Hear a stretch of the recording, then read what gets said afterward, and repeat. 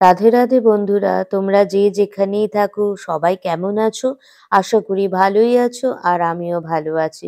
তমালির সাতকাহন চ্যানেলে আরো একটা নতুন ব্লগ নিয়ে আমি সকাল সকাল তোমাদের কাছে চলে এসেছি। দিনটা হলো শনিবার আর ঘড়িতে বাজে প্রায় 7টা।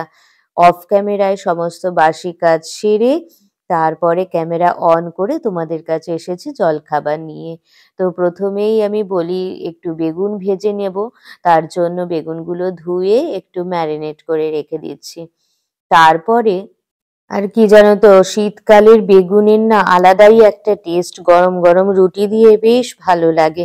আর চাকা চাকা বেগুন ভেজে খুবই ভালো লাগে। তারপরে ওরা সবাই বলল যে আর একবার কফি করো। সকালে চা করা হয়ে গেছে, তো ফ্রিজ থেকে দুধ বের করে কফি করলাম। আমি আবার শুধু দুধ দিয়েই কফিটা করি আর কি, ভালো লাগে খেতে, ওতে চা মেশাই না। তো এই দেখো আমি সবার জন্য 1 কাপ করে করে দুধ নিয়ে নিচ্ছি, তাতে কফিটা হয়ে যাবে আর কি।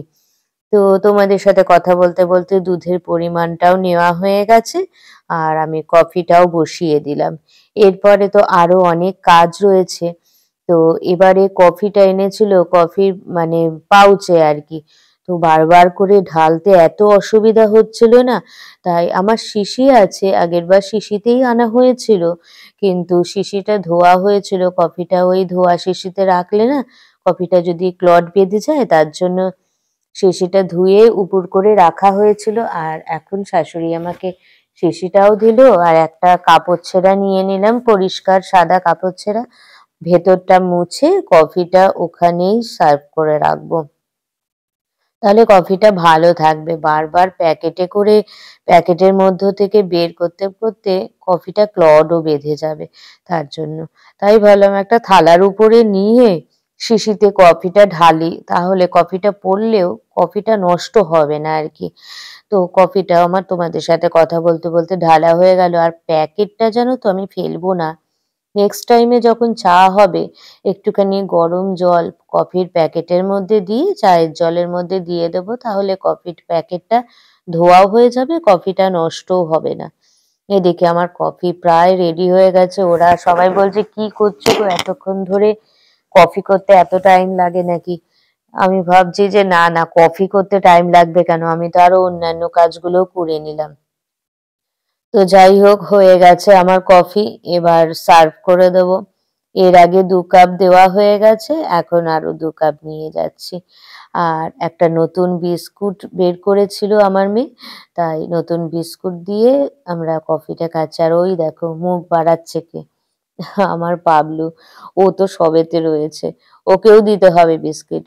তবে না না, জানো তো আমি আমাদের বিস্কুট দিই না, ওকে দিই ওর বিস্কুট, ওর বিস্কুট আছে, তো ওকে ওর বিস্কুট দিই। দেখো ওকে ডেকে নিলাম খাবে বলে, ও চলে গেল, এবার খাবে আর কি। ও সকালবেলা মানে ওর ব্রেকফাস্টটা হয় মাংস দিয়ে, বিভিন্ন রকম সবজি দিয়ে ভাত। এটা দুপুরেও খাওয়াই, এটা রাতেও খাওয়াই, কখনো কখনো স্যুপ দেওয়া হয়। তারপরে ওর বাবা বলল যে দেরি হয়ে যাচ্ছে, আমাকে খেতে দিয়ে দাও। তো ওদের বেগুন ভেজে দিলাম, আমার মেয়ে একটু আলু ভাজা খেতে চেয়েছিল, পেঁয়াজ দিয়ে আলু পেঁয়াজ ভেজে গরম গরম রুটি দিয়ে দিলাম। আর ওদিকে আমার পাবলুও খাবে, তার জন্য ওর জন্য একটা ছোট দেখে রুটি করেছি, কারণ ও তো কিছুক্ষণ আগেই ভাত খেলো, তো ছোট দেখে রুটি করে নিয়েছি। এদিকে আমি কতগুলো বেড কভার মানে বের করেছিলাম। তো সোফাটা সরাতে এত কষ্ট হয়, এত ভারী ইয়ে আর কি, সোফা কাম বেড আর কি।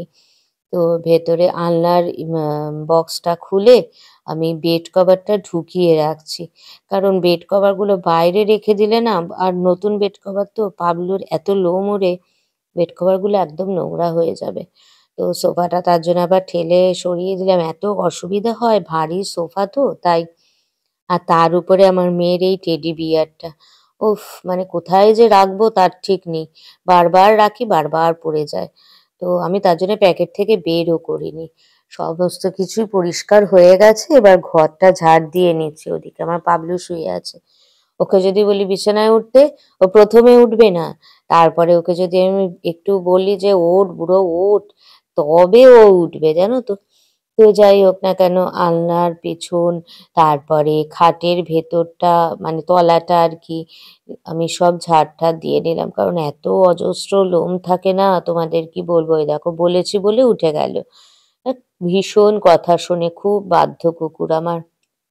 ওকে কুকুর বলতেও আমার খারাপ লাগে, ও আমার ছেলেই সত্যি বলতে। আর সবই মোটামুটি পরিষ্কার হয়ে গেল। এবার ঝাড়টা দিয়ে নিচ্ছি, কারণ ঝাড় না দিয়ে মোছা যায় না। এমন সময় মেয়েও ঢুকে গেল, মেয়ের পরীক্ষা চলছে বলে একটু পড়তে বসবে। আর আমি সমস্ত কিছু তলা-টলাগুলো ভালো করে ঝাড় দিয়েছি। দেখেছো কত ধুলো, খালি দেখো। এখনো তো এপাশটা পড়েই আছে। এত ধুলো, আর লোম দেখো কত। প্রচণ্ড লোম ওড়ে, প্রচণ্ড লোম ওড়ে। এত পরিষ্কারে রাখি তাও ওর প্রচণ্ড লোম ওড়ে, জানো তো। তো যাই হোক না কেন, আমার তো ঘর ঝাড় দেওয়া প্রায় রেডি হয়ে গেছে। এবার নোংরাগুলো ফেলে দিয়ে আসবো। এসে এসে দেখবো আমার কতগুলো জামা কাপড় কাচতে মানে কাচতে নিয়েছি, ভিজিয়ে দিয়েছি আর কি। তো ওইগুলো ভাবছি যে কেচে নেবো। তো শাশুড়ি বলল আগে খেয়ে নাও তারপরে কাচবে। লঙ্কা ছিল না, গাছ থেকে একটা লঙ্কা বের করে একটু মুড়ি, চানাচুর, আলু ভাজা দিয়ে পেঁয়াজ শসা দিয়ে মেখে খেয়ে নিলাম। তারপরে কাচতে বসে গেলাম। কেচে নিয়েছি বাথরুমে, বাথরুমে কাচতে খুব সুবিধা হয়। আর তারপরে বাইরের কলে এসে ধুয়ে নিলাম। নীল দিতে হবে, মানে উজালা দিতে হবে আর কি। তো কালারিং ড্রেসগুলো আর দেবো না, ওগুলো দেয় না, সাদাগুলোতেই দেয়। আমি সাদাগুলোতেই দেবো। আমার ধোয়া প্রায় কমপ্লিট হয়ে গেছে। বাথরুমে কেচে নিয়েছি, আমার বাথরুমে কাচতে সুবিধা হয় আর কি। তো যাই হোক না কেন, কালারিং ড্রেসগুলো আগে মেলে নেব, তারপরে ওগুলো উজালা দিয়ে ভালো করে ধুয়ে নেব, মানে উজালায় ভিজিয়ে রাখবো আর কি। তারপরে ভাবলাম যে না, আগে মেলবো না, আগে স্নানটা করে নিই, কারণ অনেকটাই বেলা হয়ে গেছে। স্নানটা করে নিলে ভালো হবে আর কি, গোপালকেও তুলে নেব।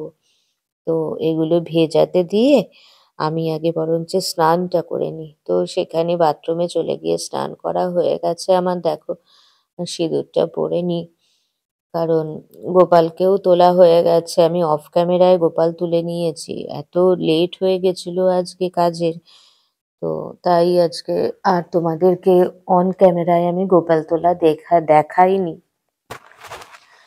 আর সত্যি বলতে শীতকাল না, পুজো দিতে গিয়ে ফুল একদম থাকেই না, মানে ফুল এত কম। তো আজকে তাও গাঁদা ফুল কয়েকটা কিনে এনেছিল বাবা, তো ওই গাঁদা ফুল দিয়েই পুজো দেওয়া হয়েছে। তো যাই হোক না কেন, আমার সিঁদুর পরাও হয়ে গেছে, জামা কাপড় মেলে দিয়েছি। আর ওই দেখো আমার পাবলু ভেতরে ঢুকে গেল। ও ওখানে মানে ওখানেও কিছুক্ষণ থাকবে আর কি, আমি যেখানে যাব আমার পিছন পিছন সেখানে যাবে। ওর বাবা দিদিও বাড়িতে থাকলে সেটাই করে, ওদের পিছন পিছন থাকে। তো যাই হোক না কেন, আমার কাচাকুচি প্রায় কমপ্লিট হয়ে গেছে। শনিবার দিনটা স্কুল না থাকলে কেচে রাখি, তাহলে আমার সুবিধা হয়। মোজাটা অন্তত পক্ষে শুকিয়ে থাকে। ড্রেসটা তো আর একটা সেট আছে, বাট মোজা তো নেই, তাই মোজাটা শুকিয়ে যায়। তো আমার কাজ প্রায় কমপ্লিট হয়ে গেল। তো এখন প্রায় 1:10 মতন বাজে। আমার সব কাজকর্ম কমপ্লিট হয়ে গেছে। এখন খালি লাঞ্চটা করব, মানে খাওয়া দাওয়াটা করব, এই আর কি দুপুরের। তো কাচাকুচি করেছি, জামা কাপড় কেচে মেলা হয়ে গেছে, পুজো দেওয়া হয়ে গেছে, সবই মোটামুটি কমপ্লিট হয়ে গেছে। এখন একটু বসি, না বসলে যেন ভালো লাগে না। একটু বসলাম। আর মেয়েকে একটু পড়াতে হবে, পরীক্ষা, ও স্নান করে আসুক, ওকে একটু পড়াবো। আর এই দেখো আমার বুড়ো কোথায় শুয়ে আছে দেখো। ওর জন্য একটা বিছানা বের করতে হবে, ওর বিছানা রয়েছে, বিছানা বের করতে হবে, বের করে নেব। দুপুরে আজকে নিরামিষ হয়েছে খাবার। মা বলল আমাকে যে একটু মশলা বেটে দিতে, এখন যাব গিয়ে মশলাটা বেটে দেবো। তো ঠিক আছে, ওর আমার পাবলুর বিছানাটা একটু বের করে দিই, এই আর কি।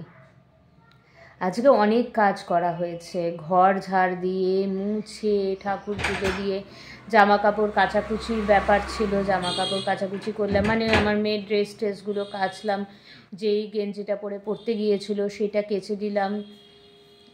আজকে কেচে নিলে কি হয়, মানে একটা নিশ্চিন্ত যে কালকের জন্য আর কিছু ফেলে রাখা দরকার হয় না, সবটাই কাচাকুচি হয়ে যায়। তো ওদিকে সবাই ডাকছে যে অনেকটা বেলা হয়ে গেছে, খেতে আসো। তো আজকে তোমাদের সাথে এইটুকুই। নেক্সট ব্লগে তোমাদের সাথে আবার দেখা হবে আমার। তোমরা যে যেখানেই থেকো ততক্ষণে ভালো থেকো, সুস্থ থেকো, আর আমার ভিডিওটি ভালো লাগলে অবশ্যই আমার চ্যানেলটি সাবস্ক্রাইব করার অনুরোধ রইল। আজকের মতো এইটুকুই, টাটা।